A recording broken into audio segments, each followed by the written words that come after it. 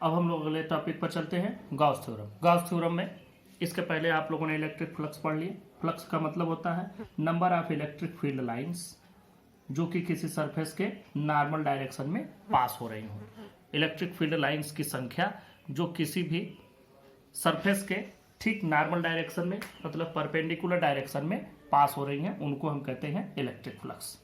इसी से related Gauss theorem है। गॉस थ्योरम ने यह बताया कि अगर कोई क्लोज्ड सरफेस हो, जैसे ये स्फेरिकल क्लोज्ड हो गया, ऐसे क्यूब बना दें, क्यूब का शेप हो जाए, क्यूबाइड का शेप हो जाए, कोई भी शेप क्लोज होना चाहिए।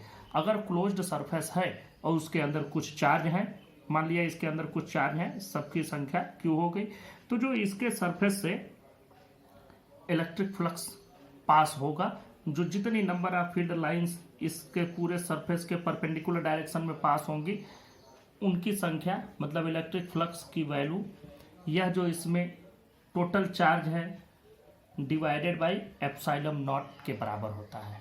मतलब 1 by epsilon naught times total charge enclosed within the surface इसके बराबर होता है।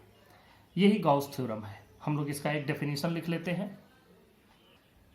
डेफिनेशन देख लें, total flux through closed surface is 1 by epsilon naught times the net charge enclosed by the closed surface.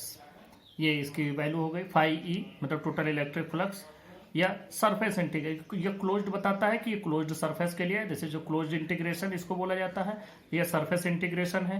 E dot D S, इसको E D S cos theta कहेंगे। E dot D S ये vector के form में लिखा है, equal to 1 by epsilon naught times of total charge enclosed within the surface. इसका हम लोग एक प्रूफ भी देख लेते हैं। इसका प्रूफ देखें। प्रूफ के लिए हम लोग क्या करते हैं कि एक सिंपल स्फेरिकल सरफेस हम लोग कंसीडर करते हैं। हम लोग इसके लिए एक स्फेरिकल सरफेस कंसीडर करते हैं जिसका रेडियस स्मॉल आर ले लेते हैं और ये मानते हैं कि ये यहाँ पर इसके सेंटर पर टोटल चार्ज क्यू रखा हुआ है। अब जरा सा देखें, इसके सरफेस पर किसी भी पॉइंट पर अगर हम एरिया वेक्टर बनावे, जैसे मान लीजिए कि हम यह इतनी एरिया ले लिए और यहाँ एरिया वेक्टर बनाए तो ठीक इसके परपेंडिकुलर डायरेक्शन में होगा। मान लो कि यह इतनी एरिया जितना हमने यहाँ से यहाँ तक कंसीडर किया ये डी एस है, तो इसका एरिया वेक्टर इस डायरेक्शन में हो जाएगा डी एस। और अगर इस जगह पर ही हम इलेक्ट्रिक फील्ड की बात करें इसी पॉइंट पर, तो इलेक्ट्रिक फील्ड क्या होगा इस एरिया पर? इलेक्ट्रिक फील्ड का मतलब होता है कि अगर वहां पर 1+1 कूलाम का चार्ज रखा गया हो तो उस पर लगने वाला फोर्स +1 कूलाम के चार्ज पर लगने वाला फोर्स, तो यहाँ पर +1 कूलाम का चार्ज रखेंगे तो जो उस पर फोर्स लगेगा उसकी दिशा क्या होगी?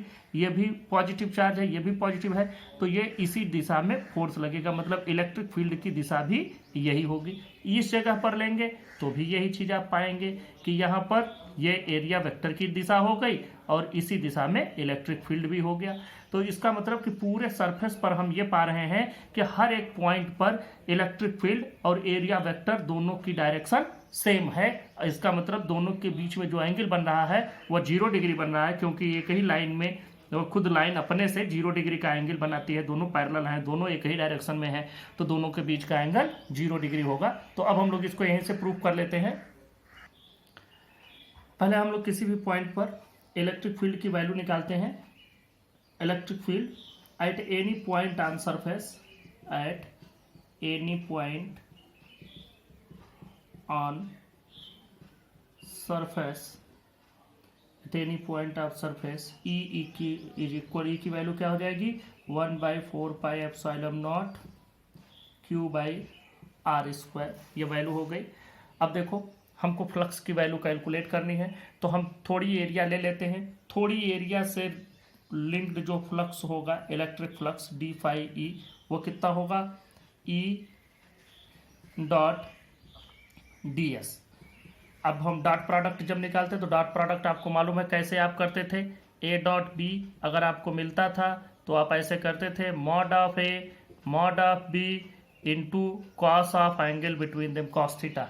यहाँ पर भी यही करेंगे, मॉड ऑफ ई मतलब सिंपल ई लिख दें, मॉड लिखे या ऊपर से एरो हटा दें, ई डी एस और बीच में एंगल बन रहा है कॉस 0 डिग्री।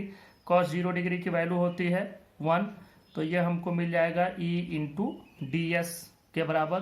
तो जब हम total flux linked with entire spherical surface, total flux की वैल्यू क्या हो जाएगी, टोटल फ्लक्स यहाँ से हम लोग कैलकुलेट कर लेते हैं। Total flux phi equal to surface integration, closed surface integration of E into D S. ये ई डॉट डी एस नहीं है वेक्टर के फॉर्म में, बल्कि ई इंटू डी एस, क्योंकि इसकी वैल्यू तो हमको सिमेट्रिकल हर जगह यही मिल रही है। तो अब देखो ई तो वही रह जाएगा, ई की वैल्यू वही रह जाएगी, और सरफेस का इंटीग्रेशन होगा closed integration of D S. ये वैल्यू कितनी होगी, ई इंटू 4πr², क्योंकि एक स्फेयर की टोटल सरफेस एरिया 4πr² होती है। ई की वैल्यू पुटअप कर दो 1/4πε0 Q/r², ये वैल्यू हो गई, और इंटू 4πr², अब यहाँ से 4πr² से यहाँ से 4π और ये r² कैंसिल हो जाएगा। तो हमको जो वैल्यू मिलेगी वो जरा सा देखें। फाई ई की वैल्यू क्या मिलेगी, यहाँ ऊपर बचेगा Q और नीचे बचेगा सिर्फ ε0, तो हमें मिल जाएगा Q/ε0। This is the value of electric flux through this closed surface. और ये प्रूफ करता है गॉस थ्योरम को। गॉस थ्योरम में यही कहा गया है कि जो टोटल फ्लक्स होगा linked with a closed surface, वो क्या होगा 1/ε0 times the total charge enclosed within the surface. तो ये हमको मिल भी रहा है। तो यहाँ से हम लोग ये गॉस थ्योरम का प्रूफ हो गया। अब हम लोग गॉस थ्योरम के एप्लीकेशंस देख लेते हैं। गॉस थ्योरम से रिलेटेड एप्लीकेशन जानने से पहले इसके बारे में कुछ विशेष बातें आप लोग समझ लें कि गॉस थ्योरम से रिलेटेड कुछ बातें।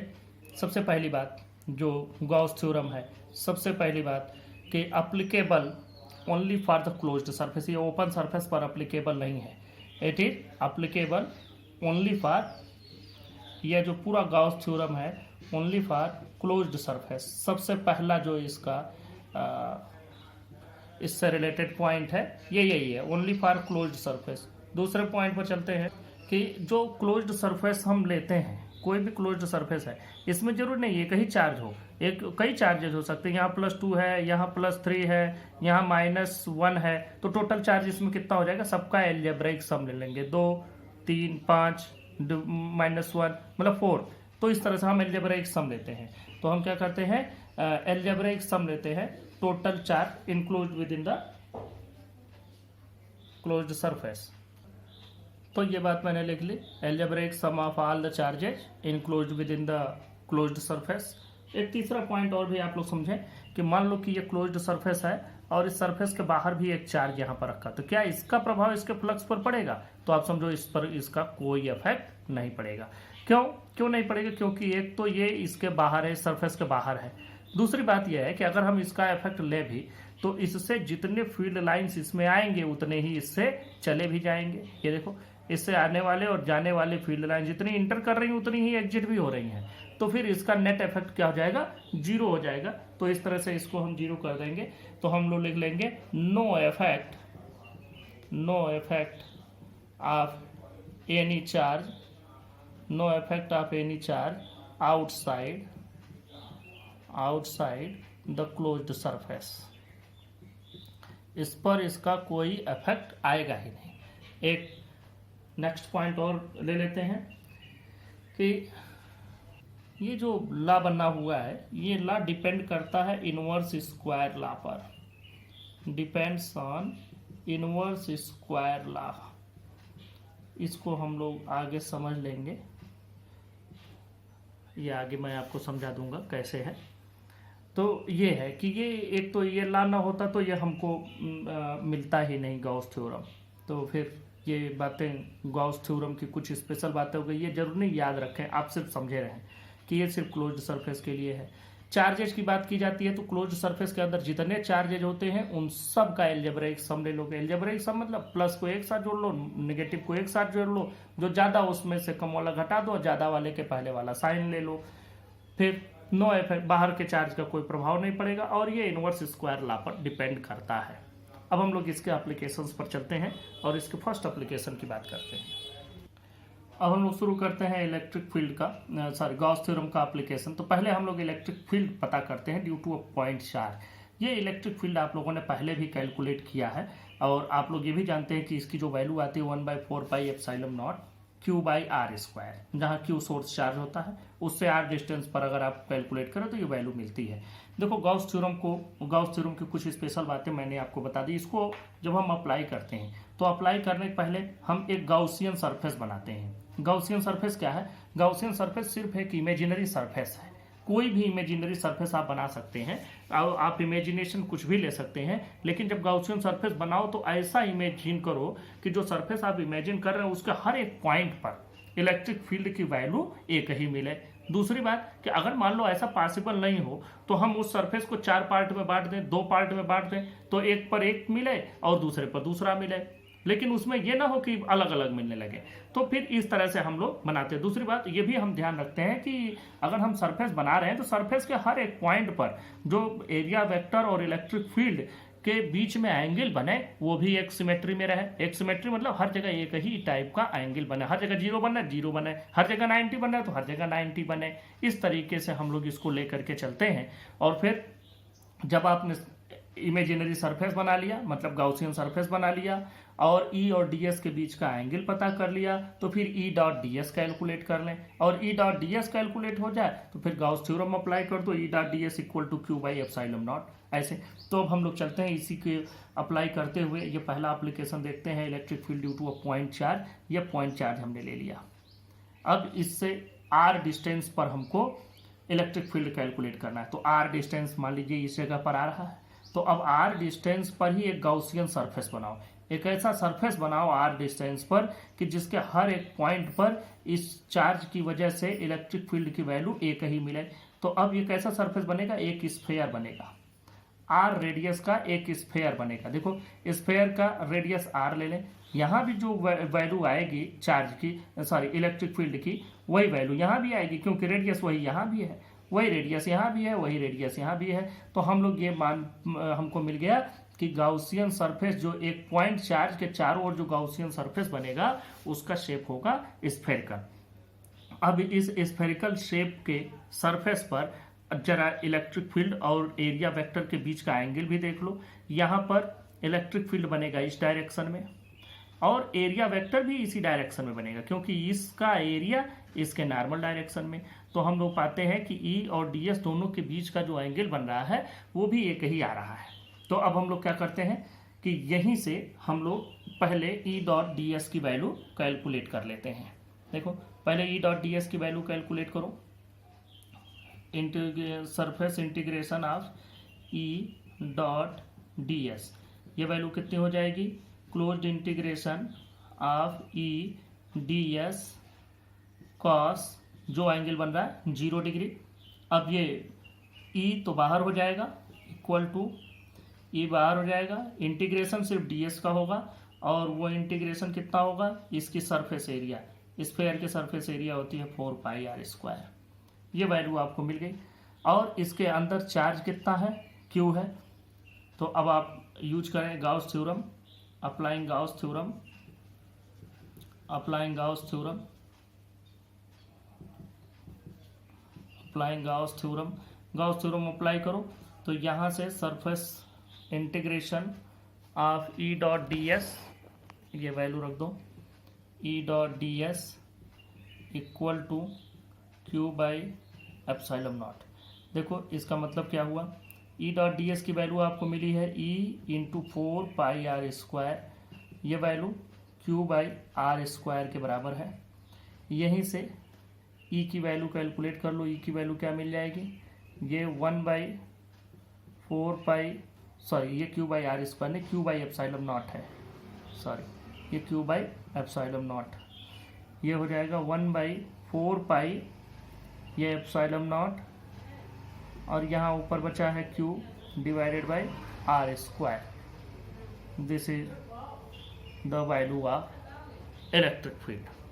तो यहाँ से आपको इलेक्ट्रिक फील्ड मिल गया। यही इलेक्ट्रिक फील्ड आप कैलकुलेट किए थे फार्मूले से, इसी इलेक्ट्रिक फील्ड को आपने कैलकुलेट कर लिया गाउस थ्योरम से। अब हम लोग इसके नेक्स्ट एप्लीकेशन पर चलते हैं। सेकेंड एप्लीकेशन पर चलते हैं, electric field due to infinitely long charged wire. अब देखो चार्ज्ड वायर, एक इनफाइनाइटली लॉन्ग बहुत लंबा चार्ज्ड वायर हमने कंसीडर कर लिया। अब इस चार्ज्ड वायर पर आपको मालूम है कि इस पर चार्ज इस तरह से इसके सरफेस पर होगा, इसके सरफेस पर चार्ज है। अब देखो, अब हमको इसके चारों ओर गॉसियन सरफेस बनाना है। तो गॉसियन सरफेस कैसे बनाएं, और वो भी क्लोज्ड होना चाहिए। तो क्लोज्ड गॉसियन सरफेस इसके किनारे जब हम बनाएंगे तो हम लोग क्या करेंगे, यहाँ पर एक सिलिंड्रिकल सरफेस बनाएंगे। स्फेयर में आप इसको नहीं रख पाएंगे। स्फेयर में रखोगे तो स्फेयर के एक हिस्से से ज़्यादा दूरी, कहीं से कम, वो उसमें सिमेट्री नहीं बन पाएगी। तो हम लोग एक सिलेंडर बनाते हैं, एक सिलिंड्रिकल सरफेस ले लेते हैं और उसी सिलिंड्रिकल सरफेस पर हम लोग गॉसियन सरफेस को कंसीडर करके चलेंगे। ये हमने एक सिलिंड्रिकल सरफेस बना लिया। देखो, अब इस सिलिंड्रिकल सरफेस में आप लोग ये ध्यान रखें कि इसकी वजह से जो इलेक्ट्रिक फील्ड यहाँ पर आएगा, यहाँ पर इलेक्ट्रिक फील्ड मतलब अगर यहाँ एक 1 कूलाम का चार्ज रखते हैं पॉजिटिव, तो यह पॉजिटिव चार्ज जो वायर पर फैला हुआ है वो इसको इधर की ओर पुश करेगा। तो यहाँ पर इलेक्ट्रिक फील्ड की वैल्यू ये हो गई। और यहाँ पर जो सरफेस एरिया आएगी, एरिया वेक्टर, वो एरिया वेक्टर इस डायरेक्शन में जाएगा। ध्यान दीजिए, ये इस डायरेक्शन में जाएगा। तो यहाँ पर दोनों के बीच का एंगल क्या बन रहा है, 0 डिग्री, दोनों एक ही डायरेक्शन में है। यहाँ पर देखो, यहाँ पर इसका जो एरिया वेक्टर आएगा वो इधर की ओर है, इसको DS1 नाम दे दो। यहाँ पर जो एरिया वेक्टर आएगा ये इस डायरेक्शन में आएगा, DS2। और इलेक्ट्रिक फील्ड यहाँ पर किधर की ओर है, यहाँ पर भी इलेक्ट्रिक फील्ड की डायरेक्शन इधर ही है। तो इलेक्ट्रिक फील्ड की डायरेक्शन तो यहाँ पर भी यही रह गई। तो यहाँ पर इस सरफेस के लिए जो एंगल बनता है 90 डिग्री का। इसी तरह से इस सरफेस पर अगर आप जाएंगे तो यहाँ भी इलेक्ट्रिक फील्ड तो इसी डायरेक्शन में है, लेकिन एरिया वेक्टर इसका भी ऊपर की ओर हो जाएगा। तो इसका मतलब इस जगह पर भी जो एंगल बन रहा है 90 डिग्री का बन रहा है। तो हम अगर इस सरफेस को 2-3 पार्ट में डिवाइड कर ले तो हमको सिमेट्री मिल जाएगी। पूरी तो सिमेट्री नहीं मिल रही है, लेकिन पार्ट पार्ट में सिमेट्री मिल रही है। मतलब इस सरफेस पर और इस सरफेस पर, इन दोनों में E और DS अगर हम ले लें तो इनके बीच का जो एंगल बनता है 0 डिग्री। तो इसको आप, ये लेटरल सरफेस हो गया, ये फ्लैट हो एरिया हो गई। जो सिलेंडर में एक फ्लैट वाला हिस्सा होता है, जैसे ये है, आप देखें इसका जो सिलेंडर का ये कर्व्ड सरफेस एरिया हो गई, ये कर्व्ड सरफेस है। ये जो पूरा आप दिख रहे हैं ये कर्व है, ये सिलेंडर अगर मान ले तो। और सिलेंडर का ये जो हिस्सा है, यह आपका हिस्सा, यह फ्लैट हो गई। तो हम लोग इसको नाम दे देते हैं, ये कर्व्ड वाला हिस्सा हो गया, कर्व्ड वाला पूरा, और इसको नाम दे दिया फ्लैट 2। इसको फ्लैट 2 मान लीजिए, फ्लैट एरिया सेकेंड। और इसको मान लेते हैं DS3, इसको नाम दे दीजिए फ्लैट वाला थर्ड, फ्लैट 2, या इसको फ्लैट थर्ड मान लीजिए। और ये कर्व सरफेस एरिया हो गई।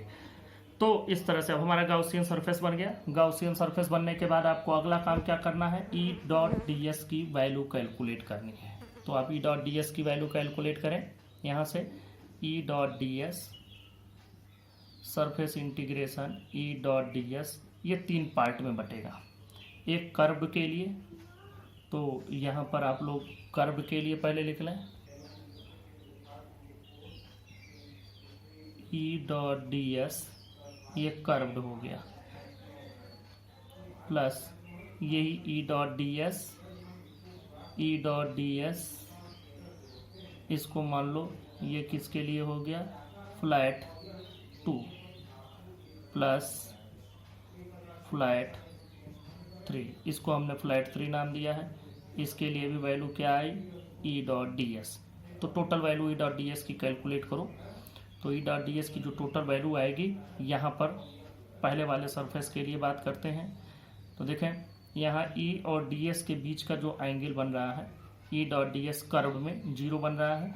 तो मतलब E.ds cos 0 प्लस फ्लैट 1 में बात करते हैं, फ्लैट 2 में, इस वाले में 90 डिग्री, और E.ds cos 90 plus E.ds cos 90 ये आपको मिल रहा है cos 90 cos 90, ये कर्व्ड लिख दो, यहाँ अच्छा रहेगा, ये कर्व्ड लिख दें, फ्लैट 2 फ्लैट 3, फ्लैट का मतलब बिल्कुल प्लेन वाला हिस्सा, तो ये 0 हो जाएगा, ये 0 हो जाएगा क्योंकि cos 90 की वैल्यू होती है 0।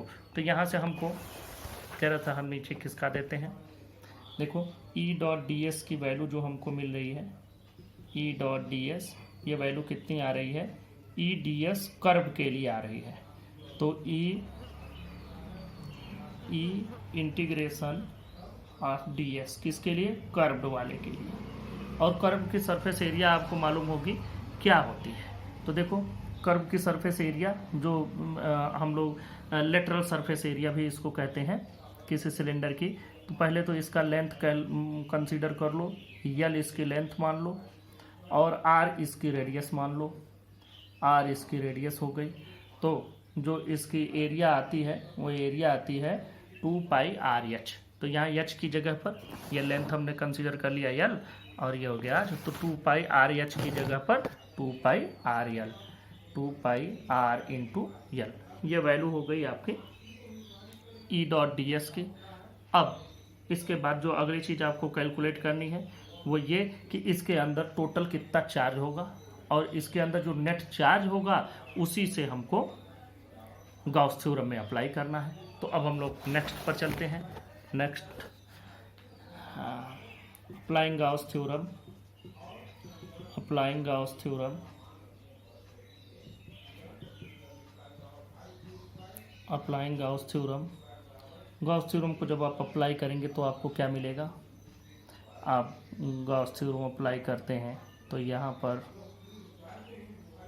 सरफेस इंटीग्रेशन लिखते हैं E.ds is equal to, E.ds is equal to Q by epsilon not.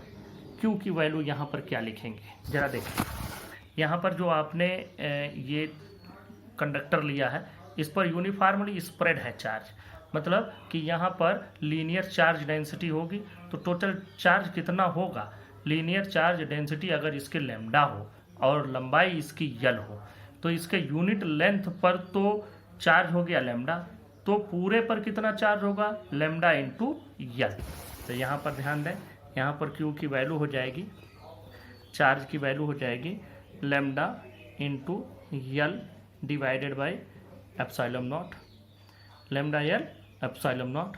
अब यहाँ से E.ds की वैल्यू पुटअप कर दें, ये अभी आपने कैलकुलेट किया, E into 2πrl is equal to lambda L by epsilon naught. यहाँ से ध्यान देना यल से यल कैंसिल हो जाएगा, तो E की वैल्यू क्या मिलेगी, E की वैल्यू आपको मिल जाएगी, देखें 1/2π epsilon naught lambda by r, ऊपर लैम्डा बचेगा, यल से यल कैंसिल और नीचे 2π आ गया और divided by R. This is the electric field due to uniformly charged long wire, infinitely long wire. Second पर चलते हैं, सेकंड नहीं ये थर्ड हो जाएगा। This is the third application of Gauss theorem, electric field due to uniformly charged plane sheet, uniformly charged plane sheet. इसमें एक चीज़ गलत है, इनफाइनाइट प्लेन शीट हम लोग लिखते हैं, इसको मैंने करेक्ट कर दिया, uniformly charged infinite plane sheet. ये प्लेन शीट हो गई, बहुत बड़ी है, हमने इतना ही बनाया है। तो अब सबसे पहले तो ये यूनिफॉर्मली चार्ज्ड है, मतलब इस पर पॉजिटिव चार्ज हम मान लेते हैं कि यूनिफॉर्मली हर जगह बराबर चार्ज की मात्रा है। सबसे पहले इसके चारों ओर हमको गॉसियन सरफेस बनाना होगा। अब इसको स्फेयर में बंद नहीं कर सकते, क्योंकि स्फेयर में बंद करोगे तो कुछ हिस्सा दूर कुछ नज़दीक दिक्कत होगी। इसको सिलेंडर में भी नहीं बंद कर सकते क्योंकि ये तो एक प्लेन शीट है इस तरीके से, तो शीट को कैसे बंद करोगे। तो हम लोग क्या करते हैं कि यहीं पर एक सिलेंड्रिकल शेप यहाँ मानते हैं, लेकिन सिलेंड्रिकल शेप हम लोग ऐसा मानते हैं कि जो इससे इस तरफ भी जा रहा हो इस तरफ भी जा रहा हो। चलो ध्यान दें, यहाँ पर हमने इस तरह से एक सिलेंड्रिकल सरफेस इससे पास कर दिया, जो इसके इस तरफ भी है इस तरफ भी। शीट का मतलब होता है दोनों साइड, शीट ऐसी होती है, शीट ऐसे होगा कि शीट अगर हमने कंसीडर किया तो इसके इस साइड भी सरफेस है, इस साइड भी है। अगर इसी को हम सरफेस कहते हैं तो सरफेस मतलब सिर्फ ओनली वन साइड, सिर्फ एक साइड की बात की जा रही है। सरफेस सिर्फ एक साइड के लिए। शीट कहा जाता है मतलब इधर भी और इधर भी दोनों तरफ की बात। तो यहाँ ये शीट है, दोनों तरफ होगा, तो दोनों तरफ हम लोग क्या करते हैं कि एक सिलेंडर इसी से पास होता हुआ सिलेंडर मान लेते हैं, और इस सिलेंडर का जो क्रॉस सेक्शनल एरिया है ये मान लेते हैं ए हो जाता है cross sectional area, cross sectional area A, यह हमने कंसीडर कर लिया। और ये इसकी कर्व्ड सरफेस एरिया हो गई या लेटरल सरफेस एरिया हो गई। तो अब देखो जरा सा इलेक्ट्रिक फील्ड और एरिया वेक्टर के बीच में हम लोग एक सिमिलरिटी ढूंढने की कोशिश करते हैं। यहाँ पर जो इलेक्ट्रिक फील्ड होगा ये इलेक्ट्रिक फील्ड इस दिशा में होगा ई, और जो एरिया वेक्टर होगा वो भी इसी डायरेक्शन में होगा ds, दोनों इसी डायरेक्शन में। यहाँ पर देखो यहाँ से जो इलेक्ट्रिक फील्ड होगा वो इस डायरेक्शन में होगा ई, और जो एरिया वेक्टर होगा वो भी इसी डायरेक्शन में होगा ds।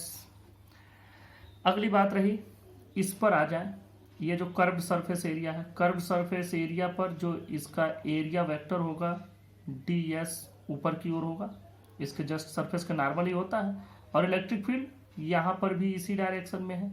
तो यहाँ पर इस फ्लैट सरफेस के लिए हम इसको फ्लैट मान लेते हैं, फ्लैट 1 कह दीजिए, इसको फ्लैट 2 कह दीजिए, और इसको आप कर्व कह दीजिए। तो देखें तीनों के लिए बात करते हैं। ये फ्लैट और इस फ्लैट के लिए ई और ds के बीच में एंगल 0 डिग्री, क्योंकि दोनों एक दूसरे के पैरेलल है। यहाँ पर देखो ds इधर है, इलेक्ट्रिक फील्ड इधर है, कहीं भी लोगे ds यहाँ मिलेगा, इलेक्ट्रिक फील्ड यहाँ मिलेगा, ds यहाँ मिलेगा, इलेक्ट्रिक फील्ड इधर मिलेगा। तो इलेक्ट्रिक फील्ड और एरिया वेक्टर दोनों के बीच में जो एंगल बन रहा है उस एंगल की वैल्यू 90 डिग्री है इस पूरे कर्व के लिए कहीं भी। तो अब हम लोग बात आगे बढ़ाते हैं इसी को लेकर के। यहाँ से अब हम शुरू करते हैं ई डॉट डी एस की वैल्यू कैलकुलेट करना शुरू करते हैं। Closed integration of E dot D S is equal to integration E dot D S, E dot D S किसके लिए, फ्लैट 1 के लिए, फ्लैट 1 प्लस यही चीज़ E dot D s flat 2 के लिए प्लस कर्व्ड के लिए, कर्व्ड के लिए वही चीज़ ई डॉट डी एस, तीनों के लिए ले लिया। वैल्यू कितनी हो जाएगी जरा ध्यान से देखें। यहाँ से जो वैल्यू आएगी फ्लैट 1 के लिए, फ्लैट 1 ई D S cos 0 plus flat 2 के लिए भी वही वैल्यू, फ्लैट 2 के लिए ई D S cos 0 plus curved के लिए क्या आएगा, कर्व्ड की बात करते हैं, कर्व्ड के लिए वैल्यू आ जाएगी ई डी एस कॉस 90। मैंने बताया कर्व के लिए ये 90 डिग्री का एंगल बनेगा, ds इधर ई इधर। तो ये दोनों तो बनेंगे और वैल्यू टोटल कितनी आ रही है यहाँ पर लिखते हैं। यहाँ पर फ्लैट 1 के लिए आ जाएगा ये एरिया, जो क्रॉस सेक्शनल एरिया हमने ए लिया है तो यह भी ए है, यह भी एरिया ए है, दोनों ही एरिया ए है, और कर्व वाले के हमको निकालने नहीं क्योंकि ये तो 0 हो जा रहा है। चलो बात कर लेते हैं। इस वाले में क्या होगा, फ्लैट 1 के लिए ई इंटू ए हो जाएगा, प्लस इसके लिए भी ई इंटू ए हो जाएगा, प्लस इसके लिए 0, तो हम क्या कहेंगे 2e इंटू ए। बस और कुछ नहीं करना है। Applying Gauss theorem, applying Gauss theorem, Gauss theorem क्या लिखते हैं गाउस थ्योरम में, closed integration E dot D S is equal to Q by epsilon naught. Q की वैल्यू क्या होगी, जब हम एक इनफाइनाइटली लॉन्ग कंडक्टर की बात कर रहे थे तो वहाँ पर हम लोग लीनियर चार्ज डेंसिटी लिए थे। एक लाइन पर जो चार्ज होता है और फिर उस लीनियर चार्ज डेंसिटी लैम्डा को इसकी लेंथ यल से मल्टीप्लाई कर दिया तो टोटल चार्ज हमको मिल गया। यहाँ पर हम लोगों को क्या लेना पड़ेगा, सरफेस चार्ज डेंसिटी। पहले ही आप लोगों ने पढ़ा हुआ है सरफेस चार्ज डेंसिटी सिग्मा होता है। सिग्मा की वैल्यू क्या होती है, total charge divided by total surface area. तो यहाँ पर जो हम लोग इसके लिए बात कर रहे हैं सिर्फ इतने एरिया के लिए बात हो रही है। ये जो एरिया यहाँ पर है, जो एरिया आप लोग देखें क्रॉस सेक्शनल एरिया जो यहाँ है वही क्रॉस सेक्शनल एरिया यहाँ भी होगी।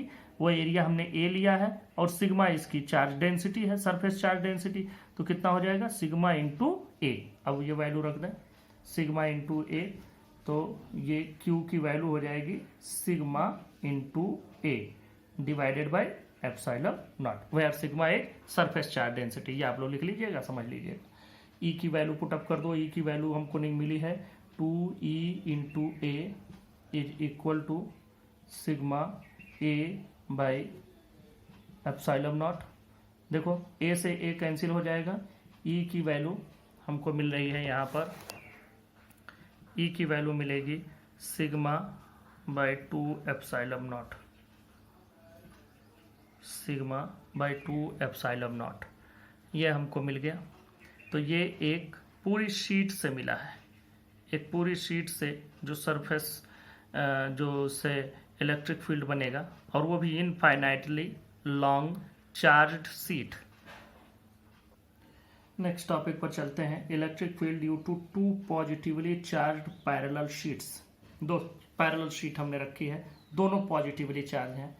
अब देखो यहाँ पर हमको इलेक्ट्रिक फील्ड कैलकुलेट करना है। हम इसमें एक जो लिए हैं, इस पर हम जो सरफेस चार्ज डेंसिटी लिए हैं सिग्मा 1, इसकी सरफेस चार्ज डेंसिटी सिग्मा 2। अब हमको 3 स्पेस मिलते हैं, 3 जगह मिलती है। एक जगह मिलती है यहाँ, दूसरी जगह मिलती है बीच में, तीसरी जगह मिलती है यहाँ। तीनों जगह पर हमको कैलकुलेट करना है और तीनों जगह पर हमको इलेक्ट्रिक फील्ड कैलकुलेट करना है। जरा ध्यान दो, हम इधर की ओर बात करते हैं। यहाँ पर इसकी वजह से, प्लेट 1 की वजह से या शीट 1 की वजह से जो इधर की ओर फील्ड मिलेगा वो कौन सा मिलेगा, इस डायरेक्शन में मिलेगा।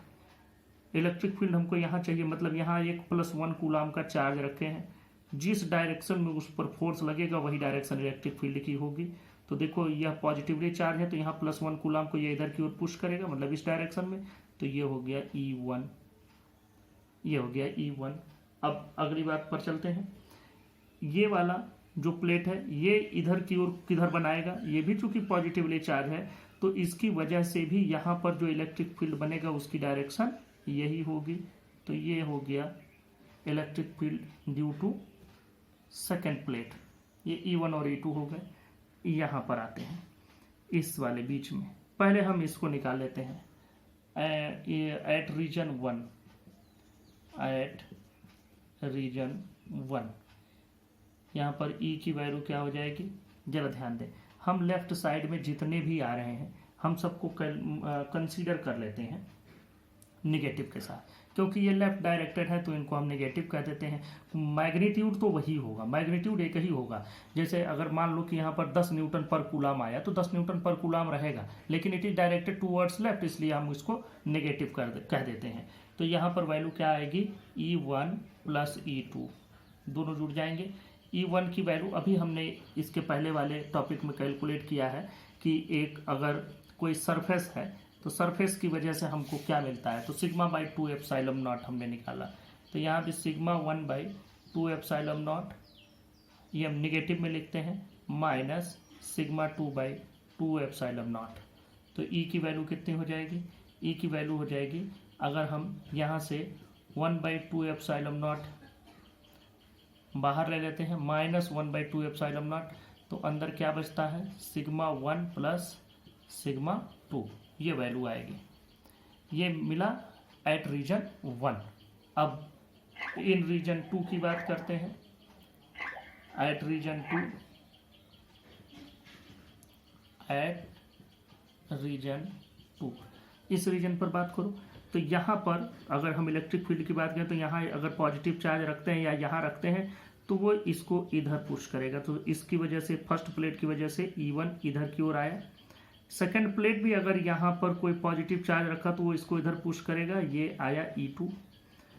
तो अब इस जगह पर देखो, एक पॉजिटिव के साथ है, दूसरा नेगेटिव के साथ है, तो ई की वैल्यू यहाँ पर भी हमको क्या मिलेगी, यहाँ पर भी हमको ई की वैल्यू, राइट वाले को प्लस के साथ लिखो, इसको माइनस के साथ लिखो, यहाँ पर भी हमको यहीं पर लिख देना चाहिए था, खैर कोई दिक्कत नहीं है, उसमें आप जैसे चाहें वैसे समझ सकते हैं। यहाँ E1 की वैल्यू हमारी क्या है, सिग्मा 1/2 एप्सिलॉन नॉट, इसकी value sigma 2/2 epsilon not, value 1/2 epsilon not हम ले लेते हैं कॉमन, सिग्मा 1 माइनस सिग्मा 2। अब अगर सिग्मा 1 और सिग्मा 2 बराबर होते, मतलब दोनों की सरफेस चार्ज डेंसिटी बराबर होती, तो ये पूरा का पूरा जीरो हो जाता, मतलब इन दोनों के बीच में कोई इलेक्ट्रिक फील्ड हमको नहीं मिलता। अब हम चलते हैं यहीं से एट रीजन 3 में हमको क्या मिलेगा, at region 3 E is equal to, ध्यान देना इसकी वजह से इस साइड में आएगा E2, ये प्लेट 1 है, इसकी वजह से इस साइड में आएगा E1, दोनों राइट साइड जा रहे हैं, E1 प्लस E2, वैल्यू क्या आ जाएगी, sigma 1/2 epsilon naught plus sigma 2/2 epsilon not, तो 1/2 epsilon not sigma 1 plus sigma 2। अगर दोनों के वैल्यू सिग्मा हो तो ये 2 सिग्मा हो जाते, सिग्मा सिग्मा कैंसिल हो जाता, तो सिग्मा बाई एप्सिलॉन नॉट, सिर्फ इतना ही बचता। तो ये वैल्यू मिली। अब यहाँ पर आप इसको ले सकते हैं कि इफ इसको नाम भी दे दो, इसको E1 नाम दे दो, इसको E2 नाम दे दो, इसको E3 नाम दे दो।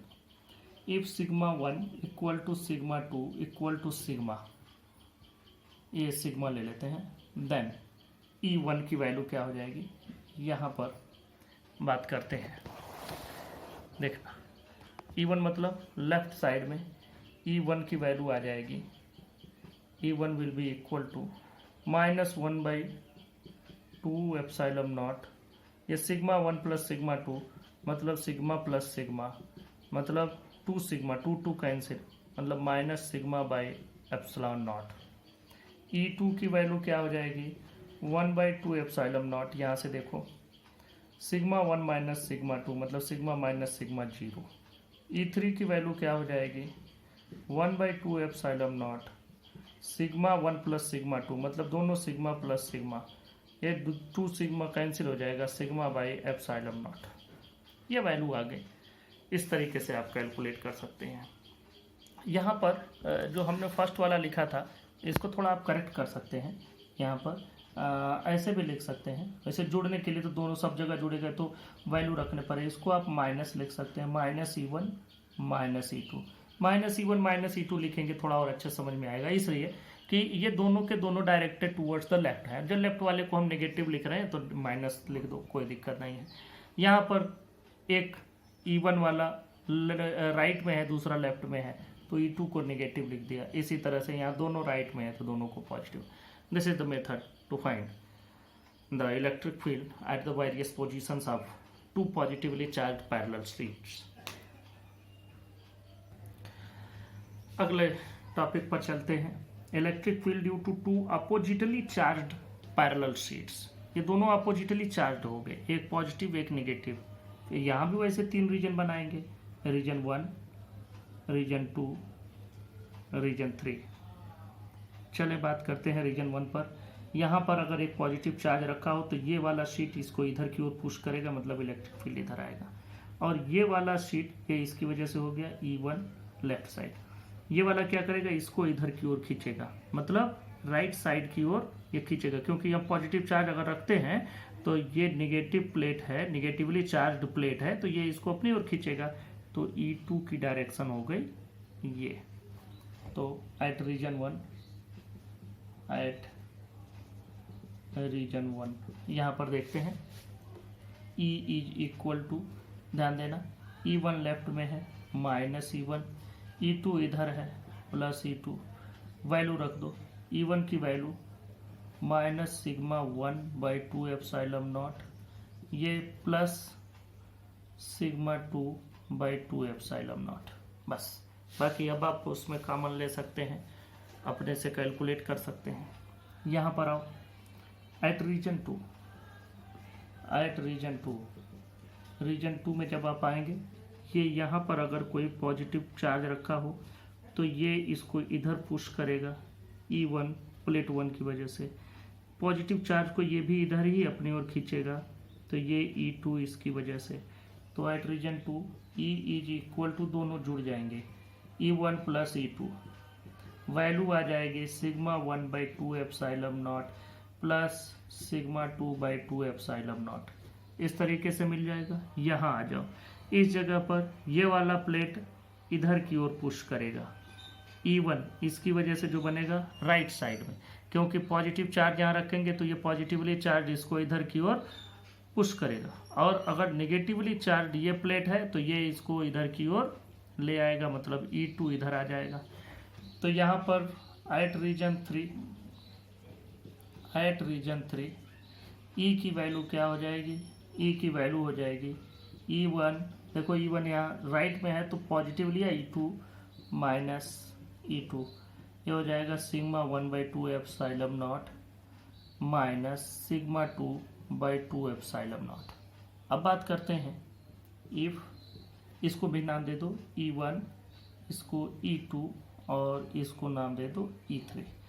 If sigma 1 equal to sigma 2 equal to sigma, then E1 equal to, देखो यहाँ सिग्मा 1 सिग्मा बाई हो जाएगा, ये भी सिग्मा, दोनों सिग्मा सिग्मा हो जाएंगे, 1 माइनस 1 प्लस, तो ये वैल्यू क्या हो जाएगी 0, सीधे सीधे। दूसरा E3 भी देख लो यहीं पर, यहाँ भी यही है, ये भी sigma divided by 2/, 1 plus 1 minus 0। हमको इलेक्ट्रिक फील्ड मिलेगा कहाँ, यहाँ पर, तो E की वैल्यू, E2 की वैल्यू, E1 और E3 तो 0 हो गए, ये मिलेगा सिग्मा/2 एप्सिलॉन नॉट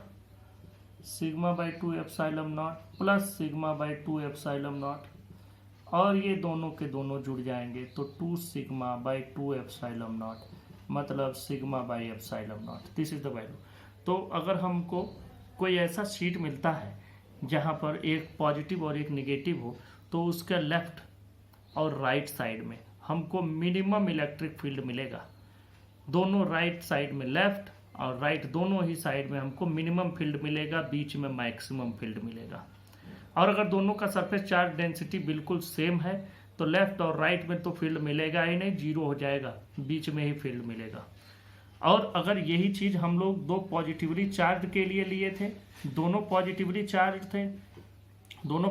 चार्ज थे, तो हमको यहाँ पर और यहाँ पर, मतलब 1 और 3 पोजीशन पर मैक्सिमम मिल रहा था, और बीच में इधर से भी इस डायरेक्शन में और इधर से भी इस डायरेक्शन में बीच में 0 मिल रहा था।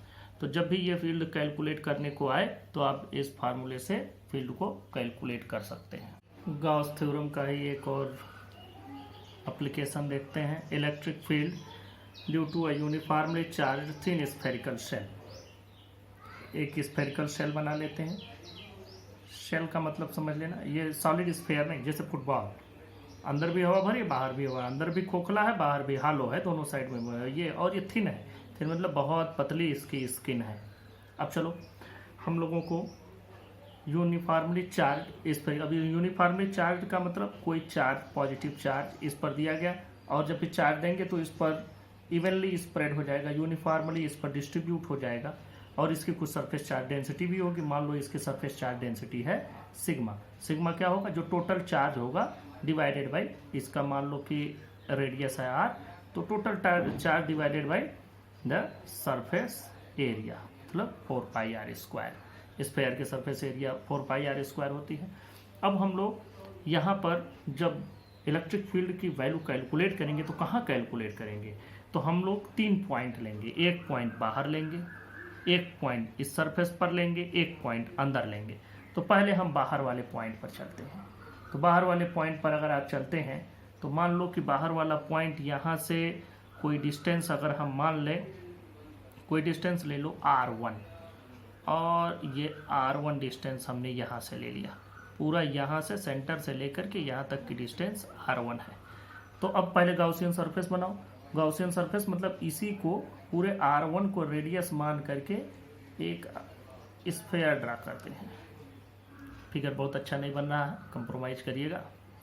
तो अब ये R1 का हमने, इस रेडियस का हमने एक स्फेयर ड्रा कर दिया। ये हमारा बन गया गाउसियन सरफेस, इमेजिनरी सरफेस है मतलब गाउसियन सरफेस है। अब इस गाउसियन सरफेस के किसी पॉइंट पर आ जाओ, मान लो ये हमने एरिया ले ली, इतनी ds एरिया ले ली, तो इसका एरिया वेक्टर किधर होगा, इस डायरेक्शन में होगा ds। और यहाँ पर इलेक्ट्रिक फील्ड किधर होगा, तो देखो चार्ज तो प्लस चार्ज यहाँ है, पॉजिटिवली चार्ज इधर है, तो यहाँ पर अगर इलेक्ट्रिक फील्ड कैलकुलेट कर रहे हो, मतलब कि यहाँ पर एक +1 कूलाम का चार्ज रख करके देख रहे हो उस पर फोर्स की डायरेक्शन किधर है, तो यहाँ पर ये +1 रखोगे तो ये पॉजिटिव इसको रिपेल करेगा, मतलब इलेक्ट्रिक फील्ड की डायरेक्शन भी इसी डायरेक्शन में आएगी। और दोनों के बीच में जो एंगल बन रहा है वो क्या बन रहा है, 0 डिग्री बन रहा है। तो अब हमको क्या करना है, हमको सिर्फ और सिर्फ एक काम करना है, पहले E.ds कैलकुलेट करना है, फिर टोटल चार्ज कैलकुलेट करना है और फिर गॉस थ्योरम अप्लाई कर देना है। तो हम लोग पहले E.ds की वैल्यू कैलकुलेट करते हैं, और ये पॉइंट हमने लिया है M, far point M at outside the given sphere, ये स्फेयर के बाहर है। तो अब हम लोग E.ds कैलकुलेट करें। E.ds सरफेस इंटीग्रेशन लेते हैं, वैल्यू क्या आएगी, E.ds cos 0 आएगा। देखना यहाँ से ये वैल्यू कितनी आ रही है, E और ds, यही चीज़ यहाँ पर भी लोगे तो भी E और ds के बीच की वैल्यू कितनी आएगी, 0 डिग्री cos 0, मतलब ये E integration of ds surface integration, और इसकी रेडियस आपने R1 मानी है, तो E इंटू 4πr1 स्क्वायर, कोई कैपिटल R भी ले सकता है और कोई स्मॉल r ले सकता है, इट्स योर ओन चॉइस जो आप लेना चाहें। अब अगली बात पर आते हैं, इसके अंदर जो टोटल चार्ज इंक्लोज्ड है, तो टोटल चार्ज इंक्लोज्ड की वैल्यू निकालोगे तो क्या आ जाएगा, Q equal to sigma into 4πr square. R is radius, इस जो हमने स्फेरिकल शेल लिया उसका रेडियस है। तो हम लोग गॉस थ्योरम लगाते हैं, फ्रॉम गॉस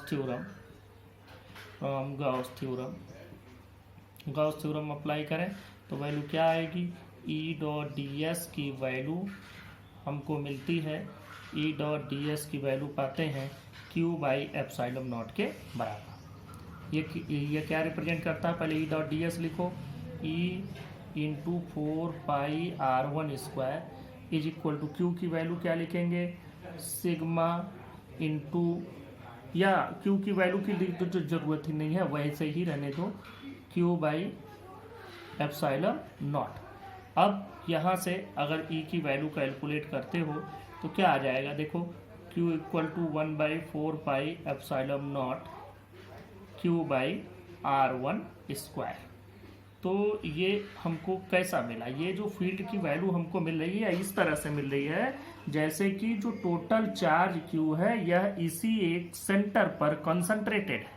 अगर इसी सेंटर पर कंसंट्रेटेड चार्ज जैसा हमको मिल रहा है कि जैसे अगर पूरा चार्ज Q यहीं पर रहता और इससे R1 डिस्टेंस पर हम निकालते तो भी हमको यही फार्मूला मिलता, और यही फार्मूला अब भी मिल रहा है जबकि ये स्फेरिकल शेल है, तो वही वैल्यू मिली। आप चाहें तो यहाँ पर Q की value sigma into 4πr square रख सकते हैं, तो वो R स्क्वायर होगा या R1 स्क्वायर, दोनों अलग अलग चीज़ है, वो भी आप कर सकते हैं। मैं लिख भी दे रहा हूँ आपको कन्फ्यूजन ना हो, 1/4πε0 और इसको लिख देते हैं, ये वैल्यू आ जाएगी sigma into 4πr square divided by ये R1 स्क्वायर। अगर थोड़ा सा इसको सॉल्व करोगे, देख लें आप, सॉल्व करके भी देख लें, तो E की वैल्यू आपको यहाँ से 4π कैंसिल हो जाएगा और देखें बचेगा सिग्मा बाई ε0, ध्यान दीजिए सिग्मा बाई ε0 ये बचा, और फिर क्या बचा, 4π तो कैंसिल हो चुका है, बचा R square by R1 square. आप ऐसे भी लिख सकते हैं, दोनों करेक्ट है, जैसे आप लिखना चाहें, चाहे ऐसे लिखें, चाहे अगर आप सरफेस चार्ज डेंसिटी के फॉर्म में लिखना चाहते हैं तो भी सही है, ये तरीका हो जाएगा लिखने का। तो आप दोनों ही तरीके से इसको लिख सकते हैं और दोनों ही फार्मूले करेक्ट हैं। अब हम लोग दूसरे पॉइंट पर चलते हैं और वो पॉइंट हम इसके सरफेस पर मान लेते हैं एट पॉइंट एन, और एन कहाँ है? At the surface of given sphere, at surface of given sphere लिख लेते हैं। अब हम लोग चलते हैं पॉइंट एन पर, बताया मैंने at the surface of the given sphere. अब फिर यहाँ पर भी क्या होगा? सरफेस पर भी जरा आप देखें। अब इस सरफेस की जो एरिया होगी, ये सरफेस की एरिया ये भी इसी साइड में होगी, और इलेक्ट्रिक फील्ड की वैल्यू ये भी इसी साइड में होगी। दोनों यहाँ पर भी, मतलब इस पॉइंट पर भी वही चीज आएगा। सरफेस जो इलेक्ट्रिक फील्ड है यहाँ भी आउटवर्ड डायरेक्शन में है, ई इधर है, और अगर इस पर वो एरिया वेक्टर की बात करें, सरफेस एरिया की एरिया वेक्टर, वो भी ds भी इसी डायरेक्शन में है। तो फिर E डॉट ds की वैल्यू कैलकुलेट करते हैं। E डॉट ds और ये वैल्यू कितनी आएगी? ये वैल्यू आएगी E ds cos 0 डिग्री, ये वैल्यू हो गई E ds, और यहाँ से E इंटीग्रेशन ऑफ ds हो जाएगा 4 पाई r स्क्वायर। ध्यान देना, पिछली बार पाई r1 स्क्वायर लिए थे क्योंकि इस पूरे रेडियस की बात की गई थी। इस बार हम इतने ही रेडियस की बात कर रहे हैं तो 4 पाई r स्क्वायर की बात की जाएगी। तो E into 4 pi r square, this is the surface area of this given sphere. Now move to the next point. अब आगे चलते हैं यूजिंग गॉस थ्योरम, सीधा गॉस थ्योरम लगाते हैं। यूजिंग गॉस थ्योरम लगाएंगे तो क्या मिलेगा हमको? ये surface integration E dot ds is equal to Q by epsilon naught. Q की वैल्यू क्या होगी? Q की वैल्यू चाहे आप Q ही रख दें तो भी कोई दिक्कत नहीं है, या तो आप ये पूरी वैल्यू रख सकते हैं 4 pi r square into sigma. तो ये रख दो 4 पाई r स्क्वायर, अब यहाँ पर दोनों r एक ही है, ध्यान देना, into sigma divided by epsilon naught. ये तो टोटल चार्ज की वैल्यू हो गई। चार्ज का मतलब हो गया कि surface charge density into total surface area. अब E डॉट ds की वैल्यू क्या आई है? E into 4 pi r square equal to 4 pi r square sigma by epsilon naught. देखो 4 पाई r स्क्वायर से 4 पाई r स्क्वायर कैंसिल हो जाएगा, E की वैल्यू हम लोग पाएंगे सिग्मा बाई एप्सिलॉन नॉट। और ये कैसा है? ये ऐसा है कि जैसे कोई एक शीट दी गई हो, उससे जो हमको इलेक्ट्रिक फील्ड मिलता है उसके जैसा है। तो ये शीट ही तो है, अब हम इसी शीट पर ही तो कैलकुलेट कर रहे हैं, तो इसलिए हमको ये एक शीट जैसा ही है, बस इसका शेप कैसा बनाया गया है? स्फेरिकल। तो फार्मूला भी हमको वही मिलेगा, शीट वाला ही, भले ही शेप स्फेरिकल है तो क्या हुआ। अब हम एक तीसरे पॉइंट की ओर चलते हैं, और वो पॉइंट हम कहाँ लेते हैं? इसके अंदर। हम इसके अंदर अब एक पॉइंट लेते हैं, पॉइंट यहाँ पर ले लो अलग थोड़ा सा, यह पॉइंट का नाम कुछ दे दो, P नाम दे देंगे। अब इस पॉइंट के लिए हमको फिर एक इमेजिनरी सरफेस ड्रा करना होगा। ये इमेजिनरी सरफेस हमने ड्रा कर लिया, और देखो इस रेडियस को नाम दे दो R2, और इस पॉइंट को दे दो P। P कहाँ है? जो हमने स्फेरिकल शेल लिया है उस स्फेरिकल शेल के इनसाइड है, अंदर। तो मतलब हम लोग लेंगे फॉर पॉइंट P कहाँ? Inside the spherical shell. अब यहाँ पर देखो, पहले तो हम लोग E डॉट ds की वैल्यू कैलकुलेट करेंगे, और वो वैल्यू वैसी ही आएगी जैसी हम लोगों को मिलती है। और उसके पहले आपको एक चीज़ देखना है कि E डॉट ds की वैल्यू हम लोग सिंपल कैलकुलेट कर लेते हैं। E डॉट ds की वैल्यू क्या हो जाएगी? E ds जो भी आवे हम मान लेते हैं E इंटू एरिया मान लेते हैं, A आ गया, हम E इंटू A मान लेते हैं। अब बात आती है जब हम गॉस थ्योरम लगाएंगे, फ्रॉम गॉस थ्योरम। जैसे ही गॉस थ्योरम आप लगाएंगे तो गॉस थ्योरम में ये वैल्यू होती है E डॉट ds की वैल्यू को हम लोग इक्वल करते हैं Q बाई एप्सिलॉन नॉट। अब देखो Q क्या है? जो भी सरफेस हमने कंसीडर किया है उस सरफेस के अंदर इनक्लोज्ड चार्ज। यहाँ पर ये सरफेस हमने कंसीडर किया, इस सरफेस के अंदर इनक्लोज्ड चार्ज, क्या इसमें कोई चार्ज है? नो चार्ज, चार्ज तो सारा आउटसाइड में है, इसके सब चार्ज, सारे चार्ज इसके बाहर हैं, इसके अंदर कोई चार्ज है ही नहीं। तो इसका मतलब कि ये वैल्यू क्या हो जाएगी, जीरो। जब ये पूरा जीरो आ गया, इसका मतलब इलेक्ट्रिक फील्ड भी जीरो हो जाएगा। इसका मतलब कोई भी स्फेरिकल शेल होगा तो उसके अंदर इलेक्ट्रिक फील्ड की वैल्यू जो होगी वो हमेशा जीरो ही होगी। हम अगर एक ग्राफ ड्रा करें कि यहाँ पर जो इलेक्ट्रिक फील्ड की वैल्यू मिल रही है कैसे मिल रही है, देखो एक एक्सिस ले लिया, इस एक्सिस पर हम मान लेते हैं, ध्यान से देखना, इस एक्सिस पर हम ले लेते हैं डिस्टेंस r, इस एक्सिस पर ले लेते हैं इलेक्ट्रिक फील्ड की वैल्यू। अब देखो जहाँ तक तो इसकी रेडियस है, जहाँ तक इसकी रेडियस है स्मॉल r तक, वहाँ तक की तो वैल्यू क्या है, जीरो मिल रही है हमको। देखो ये पूरा हम स्फेयर बनाए, अब इस स्फेयर में इसके सेंटर पर इलेक्ट्रिक फील्ड जीरो, अंदर के किसी भी पॉइंट पर कोई चार्ज नहीं है तो अंदर के सभी पॉइंट पर इलेक्ट्रिक फील्ड की वैल्यू जीरो। तो मतलब यहाँ तक इलेक्ट्रिक फील्ड की वैल्यू हमको क्या मिल रही है, जीरो मिल रही, कोई फील्ड मिल ही नहीं रहा है। फील्ड मिलता कहाँ है, हमको इस पॉइंट पर फील्ड मिलता है। ये ध्यान रखना, ये फील्ड नहीं है बल्कि ये बता रहा है ये जीरो है, यहाँ पर पूरा जीरो है, यहाँ E is equal to zero. इस जगह पर डायरेक्ट जब हम पहुँचते हैं, मतलब इसके रेडियस पर जब हम पहुँचते हैं, रेडियस मतलब इसके सरफेस पर पहुँचो, चाहे यहाँ रेडियस पर पहुँचो चाहे यहाँ रेडियस पर पहुँचो, हमने इस तरह से बनाया है कि ये दोनों तरफ रेडियस ही है, एक्स पर वाई पर। तो यहाँ पर आपको E की वैल्यू मिलती है, और वो भी कितनी मिलती है, E इज इक्वल टू 1/4πε0 और मिलती है Q/r²।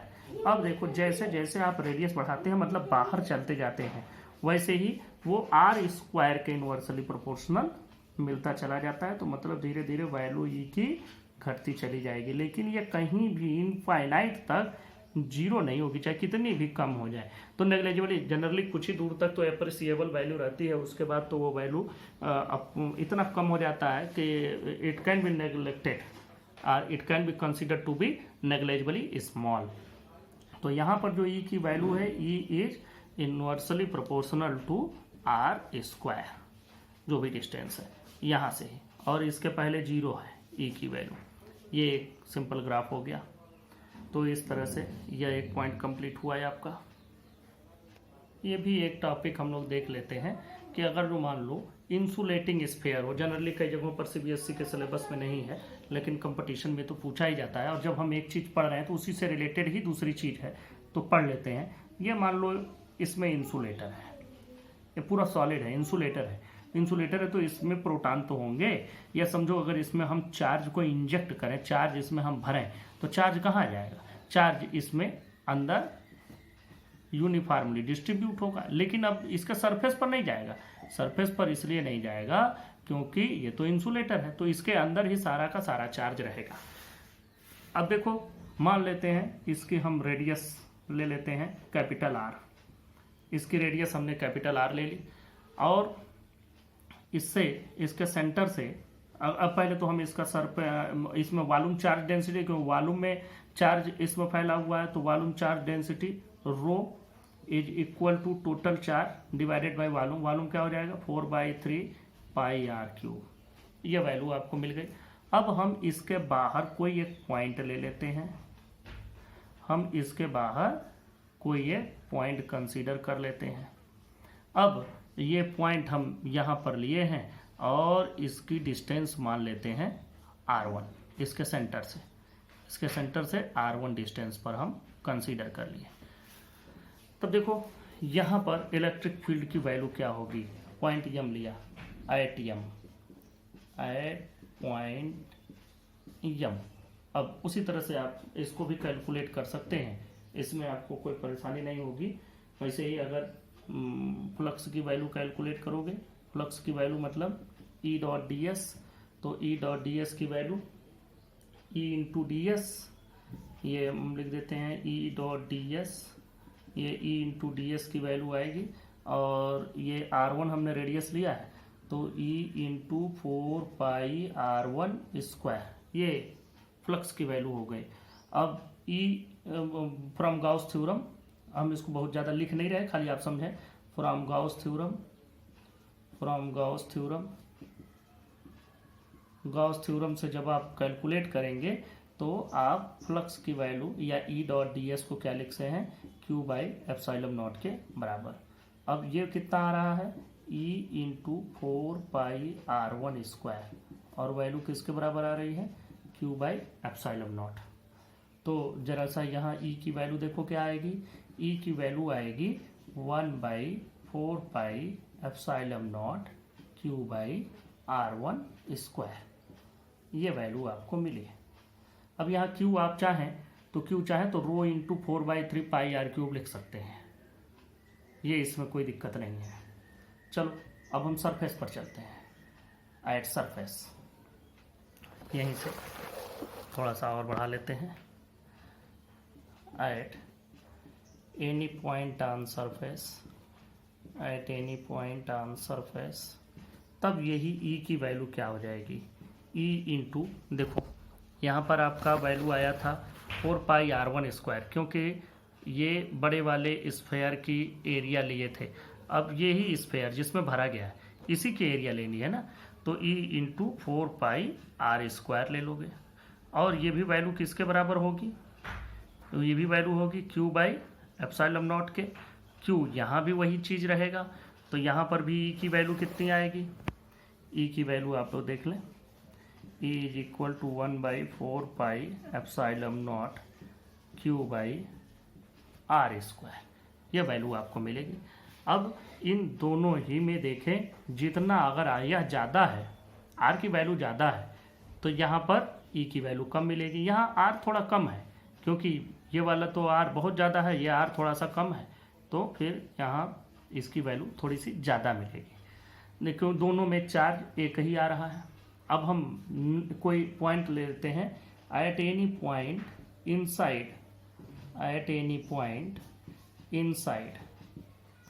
इनसाइड द स्फेयर, तब क्या हो जाएगा, मान लो यहाँ R2 लेते हैं, यहीं पर हम आपको फिगर में ही दिखाते हैं, यहीं पर हम एक R2 ले लेते हैं, R2 ले लिया, लेके देखते हैं तो वैल्यू कितनी हो जाएगी, E इंटू 4πr2², यही आएगा। अब देखो जरा सा, वहाँ जब हम लोग पिछली बार किए थे स्फेरिकल शेल ले रहे थे, तो शेल के अंदर चार्ज नहीं था, सिर्फ सरफेस पर चार्ज था। लेकिन यहाँ तो इसके अंदर भी चार्ज होगा। अब इसके बाहर वाले चार्ज से तो कोई लेना देना नहीं है, क्योंकि गाउसियन सरफेस में तो हम जो भी सरफेस रहता है उसके इनसाइड चार्ज ही कैलकुलेट करते हैं, बाहर वाले साइड चार्ज का इस पर कोई इफेक्ट होता ही नहीं है। गॉस थ्योरम में ही मैंने बता दिया था।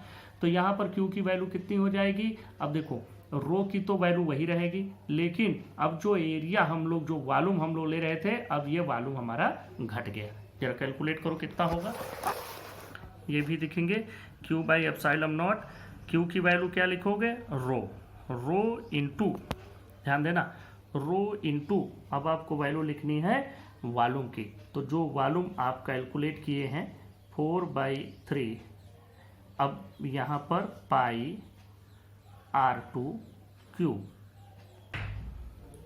Divided by epsilon not. यहीं पर तो सारा खेल होना है, इसी को आपको अच्छे से समझना है, ध्यान से समझो। यहाँ पर जो वैल्यू आ रही है, रो की वैल्यू आपको रखनी है। रो की वैल्यू आप जान रहे हैं, चार्ज डेंसिटी तो बिल्कुल बराबर ही है, तो यह कितनी है, रो की वैल्यू क्यू बाई 4/3πr³, ये वैल्यू रखो।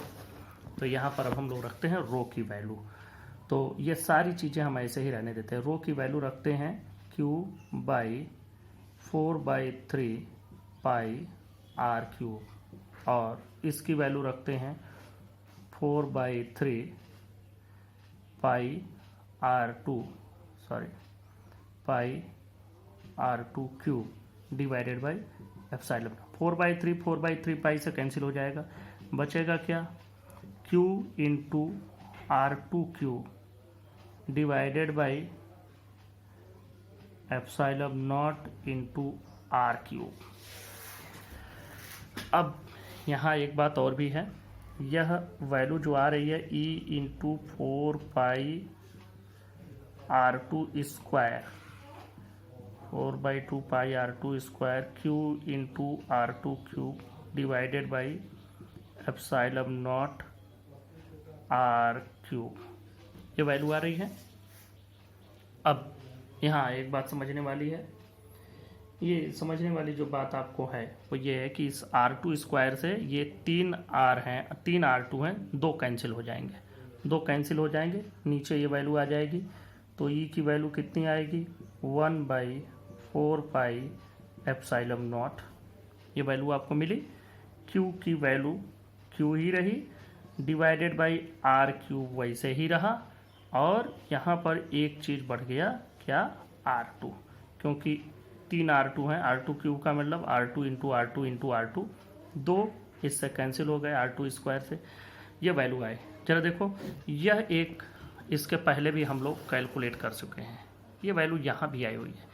ये क्या था, ये था सरफेस पर, ये सरफेस पर था, और ये क्या है, ये भी हमको सरफेस पर ही मिल रहा है, लेकिन इसमें R2 से मल्टीप्लाई करने पर मिल रहा है। अब अगर हम इसको कांस्टेंट कर दें, ये इतने को R2 को घटाते बढ़ाते जाएं, जरा ध्यान से समझो। अगर R2 को हम सेंटर पर लेकर के चले जाएं, जैसे यहाँ है ये स्फेयर है, इसके अंदर हमने ये R2 लिया है, इसको अगर हम 0 कर दें मतलब सेंटर पर आ गए, तो R2 0, तो ये फील्ड भी 0। जैसे जैसे यहाँ से आगे बढ़ते जाएंगे फील्ड की वैल्यू बढ़ती चली जाएगी, क्योंकि ये इतनी चीज़ें तो कांस्टेंट है, इसमें तो कोई परिवर्तन हो नहीं रहा है। ठीक है, आप यहाँ तो चाहें तो क्यू को हटा सकते हैं, क्यू की जगह आप डेंसिटी के फॉर्म में रख सकते हैं, डेंसिटी के फॉर्म में रखोगे तो भी आपको वही चीज़ मिलेगी। ये तो आपको क्यू मैंने इसलिए रख दिया है कि आपको ये समझ में आ जाए। तो ये आर से ये वैल्यू बढ़ती चली जा रही है, जैसे जैसे आर बढ़ रहा है वैसे वैसे फील्ड बढ़ रही है। कहाँ तक बढ़ रही है, सरफेस तक। सरफेस पर जो वैल्यू आ गई सो आ गई, उसके बाद ये घटती जा रही है। इसको क्यू की भी वैल्यू हम लोग पुटअप करके और तब इसको अच्छे से देखते हैं। क्यू की वैल्यू हम लोग क्या रखेंगे, क्यू की वैल्यू हमारे पास जरा देखना, हम लोग ये लिखे हैं rho is equal to Q/4/3 pi R cube, ये वैल्यू आप लोगों ने लिखी है। यही वैल्यू यहाँ से क्यू की वैल्यू उठा करके रख दो, क्यू की वैल्यू रखो 4/3 पाई R क्यूब। देखें ई की वैल्यू कितनी हो जाएगी 1/4 पाई एप्सिलॉन नॉट, क्यू की वैल्यू रखो rho into 4/3 pi R cube divided by R cube into R2। देखो 4 पाई से ये 4 पाई कैंसिल हो जाएगा, ये 4 पाई से 4 पाई कैंसिल हो जाएगा, R क्यूब से R क्यूब कैंसिल हो जाएगा, तो बचेगा क्या, ई की वैल्यू यहाँ पर बच जाएगी। कैंसिल करके वैल्यू लिखते हैं, देखना बेटा, यहाँ से ये 4 से 4, पाई से पाई कैंसिल, ऊपर बचेगा रो, और R क्यूब से R क्यूब कैंसिल, तो हम लोग लिखते हैं rho divided by epsilon naught into R2, ये वैल्यू आपको बची। देखो यहाँ से आपको पूरा समझ में आ जाएगा। सॉरी, ये 3 भी बचेगा, 3 एप्सिलॉन नॉट, ये 3 भी बचेगा, 4 पाई, इस 4 पाई से कैंसिल, R क्यूब से कैंसिल, नीचे बचा है एप्सिलॉन नॉट, ऊपर बचा है आपका रो। अब ध्यान से देखो, इस पूरे फार्मूले में ये कांस्टेंट ये कांस्टेंट ये कांस्टेंट, R2 बढ़ता जाएगा तो ई की वैल्यू बढ़ती जाएगी, डायरेक्ट प्रोपोर्शन है। ये चीज़ यहाँ है, R2 यही डिस्टेंस है यहाँ से, ये पूरा स्फेरिकल शेल है, और सॉलिड स्फेयर मान लो जो इंसुलेटिंग है, तो अंदर चार्ज है पूरा। अब देखो यहाँ से जो भी इसमें इलेक्ट्रिक फील्ड की वैल्यू बनेगी, ये R2 बढ़ेगा तो इलेक्ट्रिक फील्ड बढ़ता जाएगा, कहाँ तक बढ़ेगा, यहाँ तक। यहाँ पर जैसे ही पहुँचेगा वैसे ही इलेक्ट्रिक फील्ड की जो वैल्यू हो जाएगी वो Q/R² हो जाएगी, और वहाँ तक मैक्सिमम वैल्यू आप पाएंगे, और उसके बाद जैसे जैसे R की वैल्यू बढ़ती जाएगी वैसे वैसे घटता जाएगा। तो हम लोग यहाँ पर भी एक ग्राफ से इसको समझ लेते हैं, और ये ग्राफ भी बड़ा अच्छा ग्राफ बनेगा, बड़ा काम आता है आपके कॉम्पिटिटिव क्वेश्चंस को लगाने में। देखो ये हमने बना लिया इलेक्ट्रिक फील्ड, और ये बना लिया हमने डिस्टेंस R। अब देखो यहाँ से 0 है, जब सेंटर पर 0, क्योंकि यहाँ से अभी हमने बताया सेंटर पर 0 हो जाएगा, 0 हो गया, 0 हो गया, बढ़ता गया सरफेस पर मैक्सिमम, और उसके बाद जैसे जैसे हम आगे बढ़ते जाएंगे वैल्यू इसकी R² के इन्वर्सली प्रोपोर्शनल, और ये वैल्यू घटती चली जाएगी। तो यहाँ पर ई की जो वैल्यू है it is directly proportional to distance, और यहाँ पर जब हम जा रहे हैं तो it is inversely proportional to square of the distance. देखना यहाँ पर डायरेक्टली प्रोपोर्शनल टू डिस्टेंस है और यहाँ पर inversely proportional to the square of distance. E इस पर लिया है, डिस्टेंस हमने इस पर लिया है। ये आपका पूरा कंप्लीट होता है। Thank you.